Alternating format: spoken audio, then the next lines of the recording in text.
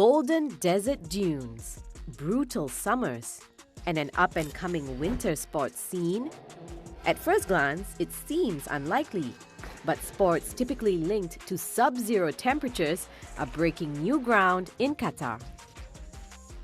Communities have always adapted sports to their local climates. While Europeans are used to snowboarding and skiing in the Alps, here in the Gulf, people go sandboarding in the dunes. But Qatar wants to flip that script by stepping on ice. How does a desert nation build a culture around winter sports?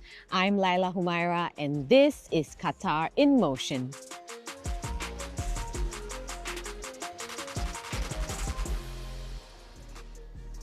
Did you know that Qatar's ambition to carve its own path on the ice began in 2010?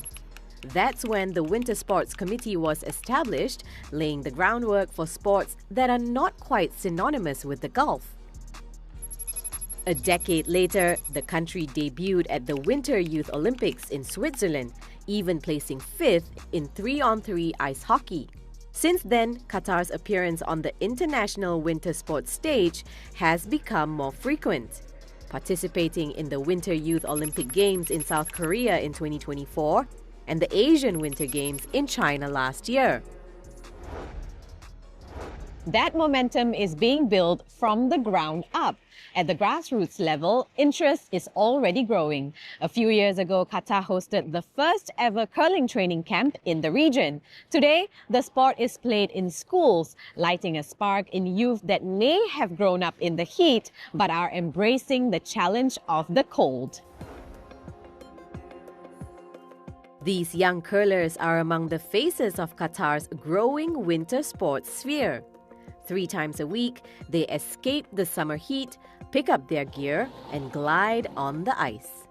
Coach Amna Al-Kayat, who started playing the sport out of curiosity, began coaching the girls' team a few years ago after assisting the head coach in a tournament.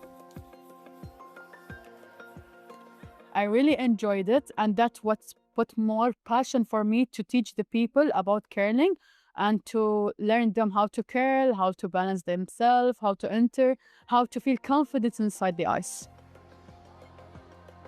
Known as chess on ice, curling may look quirky at first glance, but it's steeped in tradition.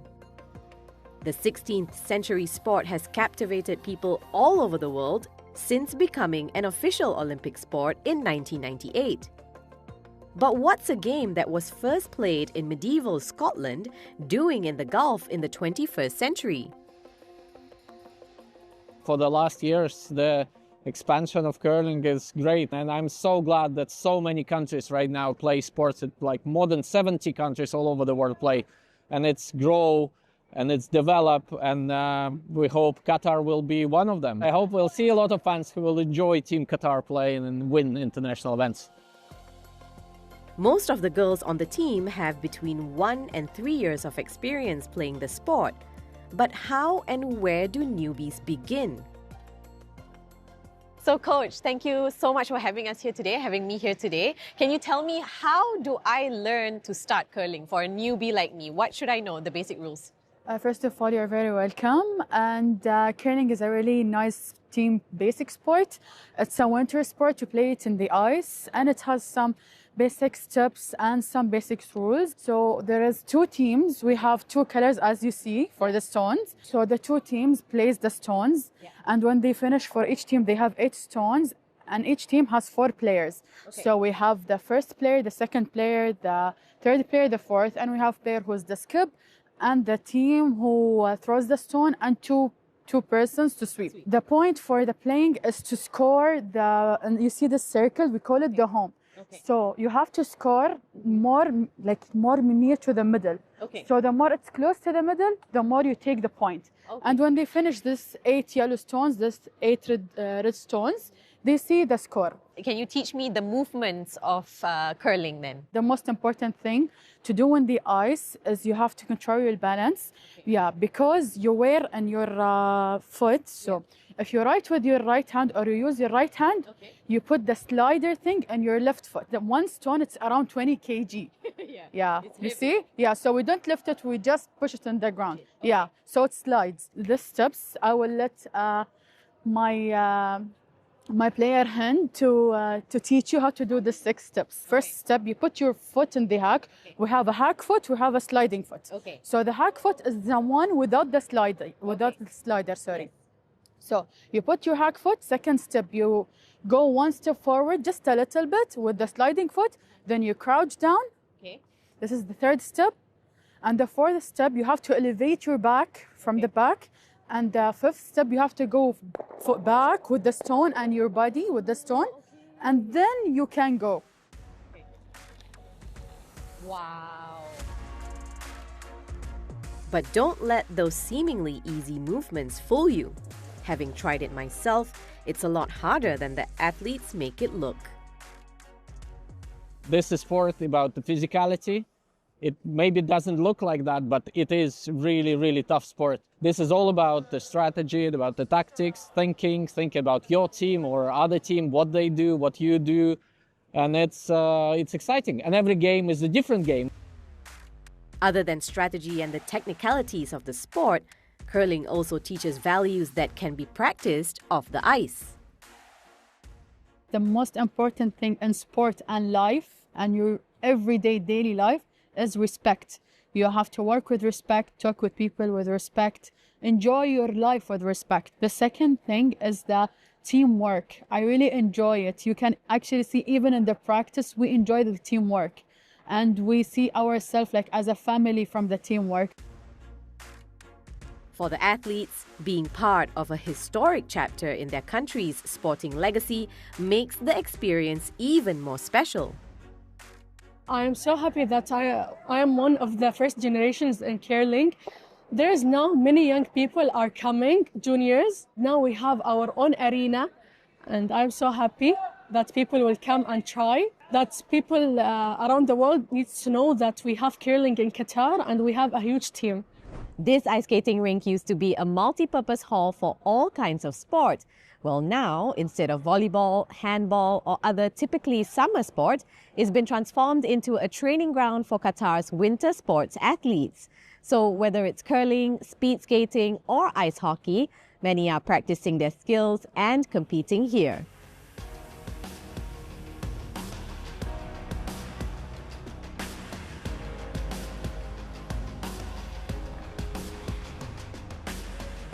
And while you can barely feel the desert heat in here, it's always a warm and welcoming place for another group of people. The expats who have come to help develop the team, who embrace their national sport in their second home. I come to Qatar for prepare Qatar national team and especially for goalies. I come here to build one of the strongest team in GCC countries. I represent Qatar in International Ice Hockey Federation. In World Championship, we have to have women's team, men's team national, kids program, our Qatar International League, and referee program. Now everything done, and we can go to World Championship. When we will win World Championship Division 4, I say we'll do a good job. But now we have to work more. Goalies, or goaltenders, are one of the most important players on the ice, and his protege is hoping to become a solid backbone of Qatar's ice hockey team.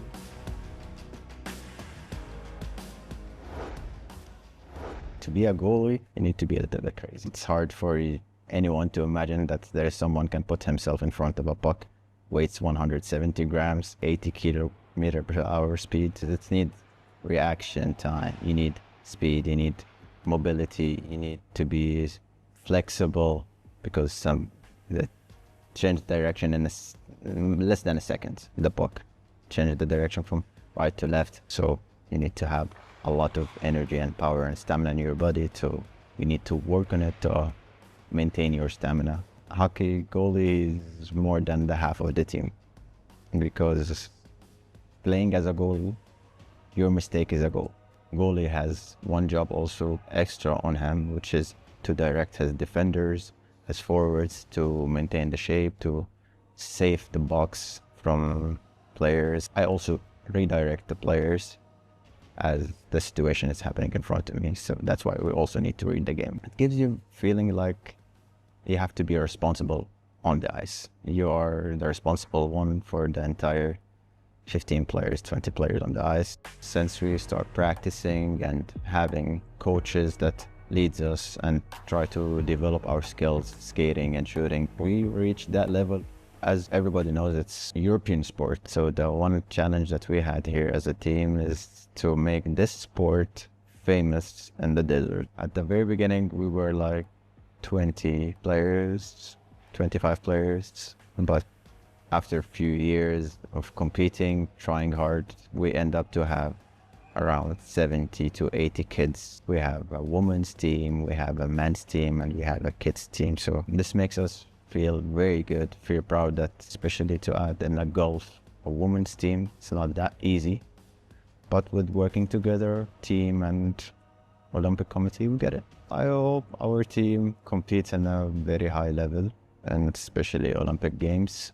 We want to participate in World Cup. We want to participate in a lot of championships and tournaments, especially for the IIHF Federation. So this is our hope, to be the full member of the IIHF Federation. From the sweeping strategies of curling to shooting a puck in ice hockey, it's been fun showing you how Qatar is embracing and investing in a sport that may not be in its nature, but one the country is certainly nurturing for the next generation. That's all the time we have for now. Thanks for watching Qatar in Motion, and see you next time.